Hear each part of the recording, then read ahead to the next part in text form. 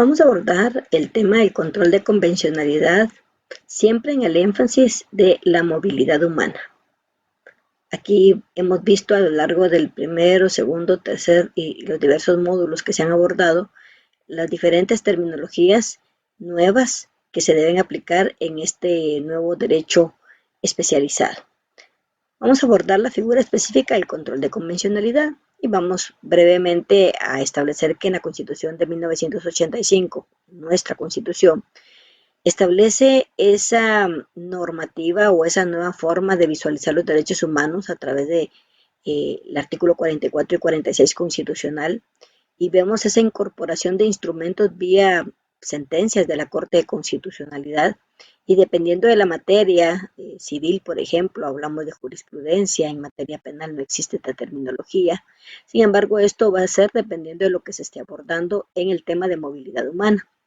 Vamos a hablar también de la recepción de esos tratados internacionales en materia de derechos humanos y cómo estos debemos de aplicarlos desde donde ejercemos nuestra función como jueces y juezas. También la aceptación de esas resoluciones de los tribunales internacionales, y en este caso específico vamos a abordar la Corte Interamericana de Derechos Humanos. La aceptación de esas resoluciones, no por una opinión personal, sino la aceptación de estas resoluciones porque es una obligación que tiene el Estado de Guatemala, y nosotros, por ser funcionarios y funcionarias de dicho Estado, tenemos esa responsabilidad de cumplir con lo que el Estado se ha comprometido. La incorporación entonces de esos instrumentos internacionales, tanto el sistema universal como el sistema regional, a el marco interno y constitucional, es la responsabilidad que tenemos como juezas y jueces. En este aspecto vamos a abordar ese sistema de protección en el tema de movilidad humana, en el tema de la terminología de apátrida, el tema también establecido en cuanto a la falta de garantías y derechos en diferentes aspectos. Abordamos entonces un sistema interamericano a través de la Organización de los Estados Americanos, OEA, también un sistema universal, que es el sistema de Naciones Unidas, ahí vamos a abordar, y aquí tenemos que analizar que cuando existe múltiple vulneración de derechos humanos, debe existir múltiple protección, y esto nos lo dan los instrumentos internacionales en esta materia. Otros sistemas también tenemos los sistemas regionales europeo y africano, y estos sistemas de protección son fuente que nosotros tenemos que tomar para aplicar en nuestros casos concretos el control de convencionalidad. Aplicación de un enfoque basado en derechos humanos. ¿Por qué debemos hacerlo? En un marco conceptual para el proceso de desarrollo humano que desde un punto de vista normativo está basado en normas internacionales. Desde el punto de vista operacional está orientado a la promoción y protección de los derechos humanos.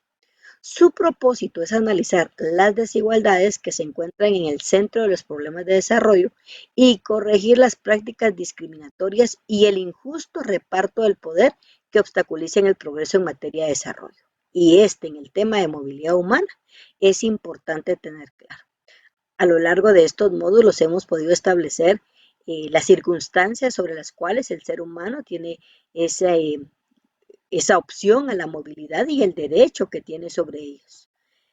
Aquí podemos hablar brevemente de la Convención de Viena sobre Derecho de los Tratados, que es el Sistema Universal de Derechos Humanos, y cómo esa costumbre internacional de un Estado es parte de él y no podrá invocar en su derecho interno como excusa para no cumplir con una obligación internacional. Eso está bien claro. Algunas personas han manifestado si el control de convencionalidad vulnera la soberanía de los Estados, y esto no es así porque el propio Estado se ha comprometido a cumplir con esos estándares en materia de derechos humanos. En los artículos 26 y 31.1 tenemos aquí los tratados y las obligaciones internacionales se cumplen de buena fe, y es por eso que cuando el Estado de Guatemala suscribe y se compromete, lo hace de buena fe con la obligación que sus autoridades y las personas, la sociedad en general, sus ciudadanos, cumplan con lo que el Estado se ha comprometido. Un Estado parte no puede oponerse al cumplimiento de sus obligaciones internacionales como obstáculo a su derecho interno. No podría argumentar que no está de acuerdo a ese cumplimiento porque vulnera su soberanía, por dar un ejemplo. También tenemos la Convención Americana de Derechos Humanos, y que en el artículo 2 habla del deber de adoptar disposiciones en el derecho interno con el objeto de que no exista alguna vulneración. Y si el ejercicio de los derechos y libertades mencionados en el artículo 1 no estuviera ya garantizado por disposiciones legislativas o de otro carácter, los Estados partes, y en este caso Guatemala específicamente, se comprometen a adoptar, con arreglo a sus procedimientos constitucionales y a las disposiciones de esta convención, todo lo referente a la legislación que cumpla con los objetivos de la Convención Americana de Derechos Humanos. Las medidas legislativas o de otro carácter, esas son las que el Estado se ha comprometido a realizar. Estas medidas se refieren a los acuerdos que se ha establecido a través de la Corte Interamericana de Derechos Humanos en cuanto a la actuación de los jueces y demás funcionarios públicos, los cuales son esenciales en el cumplimiento de las obligaciones internacionales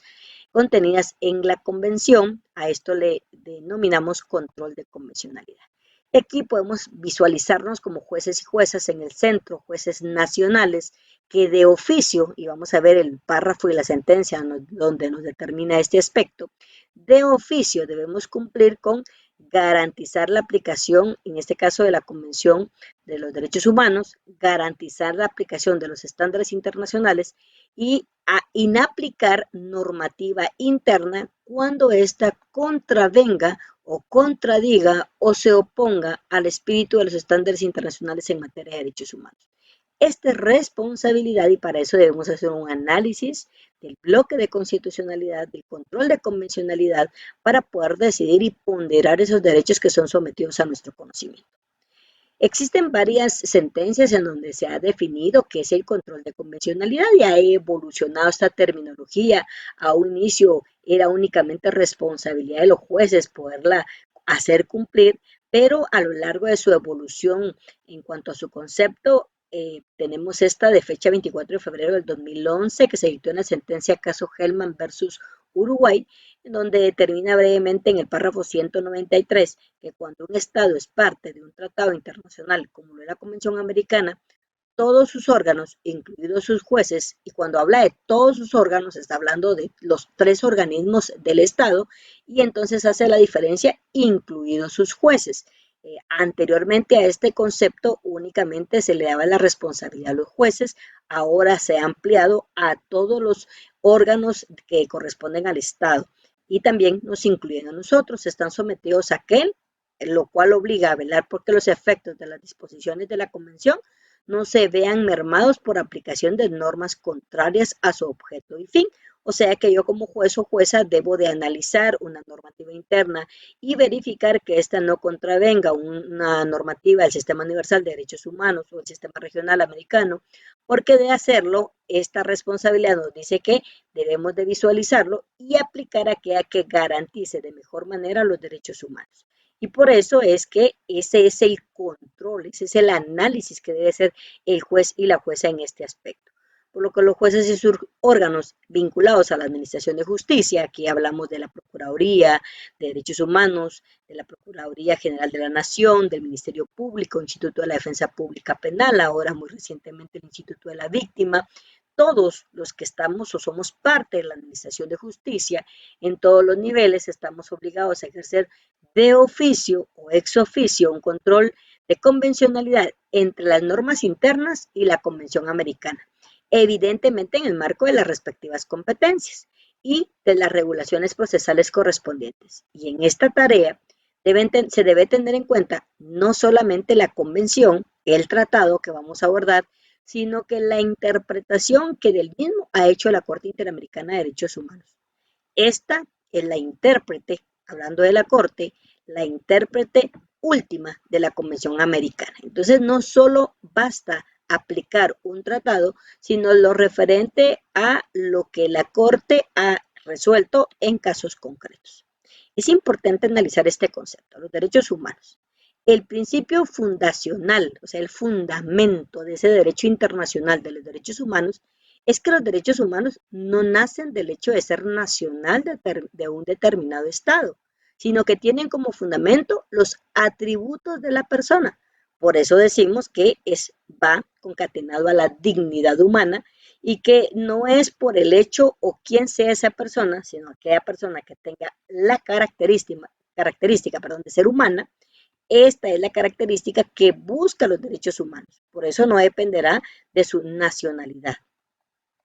Vamos a abordar brevemente dos casos, el caso de las niñas Yang y Bosico versus República Dominicana, y entre los hechos que se determinan en este caso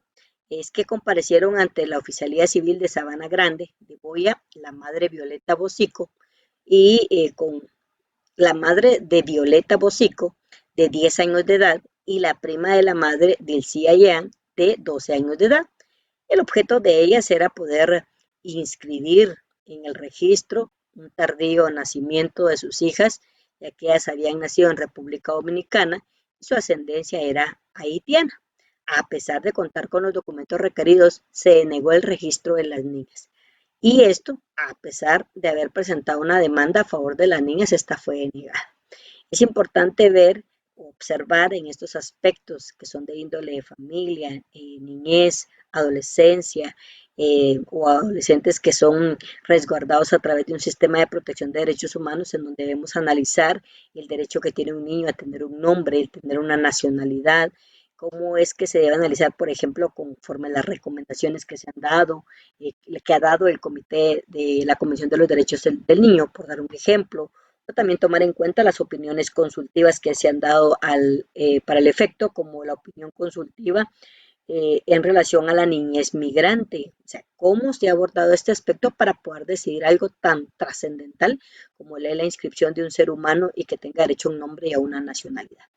También el caso de la familia Pacheco Tineo versus Estado Plurinacional de Bolivia. En este caso existen varios escenarios que debemos analizar. Los señores Pacheco Tineo ingresaron a Bolivia junto con sus dos hijas y obtuvieron el reconocimiento de estatuto de refugiados, es decir, que tenían ya esta calificación, esta protección. La familia Pacheco Tineo salió del territorio boliviano hacia la República de Chile, donde también se les reconoció el estatuto de refugiados.